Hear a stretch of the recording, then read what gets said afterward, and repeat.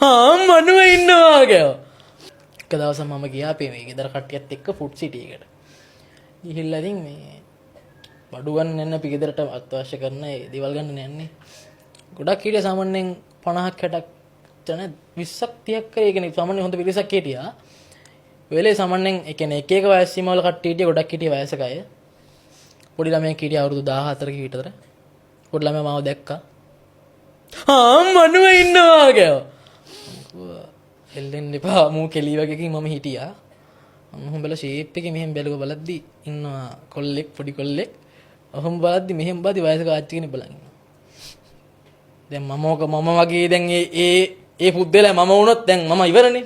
ඒකට ආච්චි හිතන මොකද්ද මූට මේ කියන්නේ කියලා හිතනවනේ. එතකොට මම ඊට පස්සේ කරපු වැඩේ හිමීට ඔක කූල් ඩවුන් එකකින් ඉඳලා නෑ කොල්ල දැන් මට පේන ඌ පොරකන ෆොටෝ එකක් ගන්න ඉන්නේ. හරිද?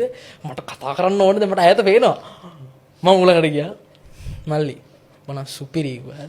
ඇයි නෑ හොඳයි ඉතින් දැන් එහෙම ඒකලේ මට අමතක වෙන්නේ නැහැ කියන්නේ කවමදාවත් අමතක වෙන්නේ නැහැ ඒ සිද්ධිය නම්. වයසක ආච්චිලා මං ගැන මොනවද හිතුවත් දන්නේ ආච්චි මං එහෙම නැහැ. ඒ කියන්නේ කෑ ගැහුව මුකුත් නැහැ. මුළු ෆුඩ් සිටියම මුකුත් නැහැ. එකම තැනට මම ඒක වෙලේ හොඳ වෙලාවට මම සද්ද නැටි මම තාම මල්ලි කියලා ගියා නම් මම තමයි බඩු වෙන. එතන මුතුජේ ඒ අවස්ථාවේ හිටියේ තනියමද ගෙදර අයත් එක්කද? අපේ තාත්තා මන් දිහා බලනවාම දැන් එයාලත් මම කොහොම හෙල්ලෙන්න එපා දැන් ඔක එයාලට තේරුණා දැන් මම සද්ද නැතුව ඉද්දියා හරි තමයි මේවයි කියලා.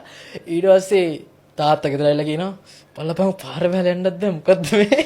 ඒ කියන්නේ එයාලා දන්නවා මම ඒ කියන්නේ ඔක කියන්න ඕනේ දැන් සාමාන්‍ය ගෙදර කට්ටිය දැන් ඔක දැන් මම වීඩියෝස් දාන්නේ මගේ වයස් සීමාවත් එක්ක මම ඉන්න වයසත් එක්ක ගොඩක් අයට දෙන ප්‍රශ්නයක් ඇති මේ ගෙදර අයටත් කොහොමද මේවා ළමයි බලන්නේ මේ ඔඩියන්ස් එක මේ කියන්නේ බලන කට්ටිය විවිධයින එක එක වයස් වල ඔඩියන්ස් ඉන්නේ. එතකොට වයසක කට්ටියට ඔය වචනේ කියන්නේ වෙඩිම අයිඩියා එකක් වෙනම එකක්.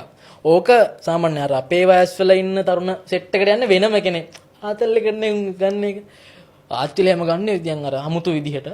එතකොට ඉතින් අර මම අපි ගෙදර කට්ටියට දැන් එක එක ඒවා කියනවා දැන් මට හිතුණා මේ සිද්ධියත් එක්ක මම මේ කන්ටෙන්ට් එකත් එක්ක අපේ ගෙදරට අනිවාර්යෙන් මම ගැන හරි මම දාන කන්ටෙන්ට්ස් ගැන හරි මොනවා හරි එයි කියලා. ඊට කලින් මම බුද්ධිමත් නිසා හිතනවා මම ගෙදර අය දැනුවත් කරා මම මෙන්න මේකටයි මේ වීඩියෝස් ටිකක් දාන්නේ.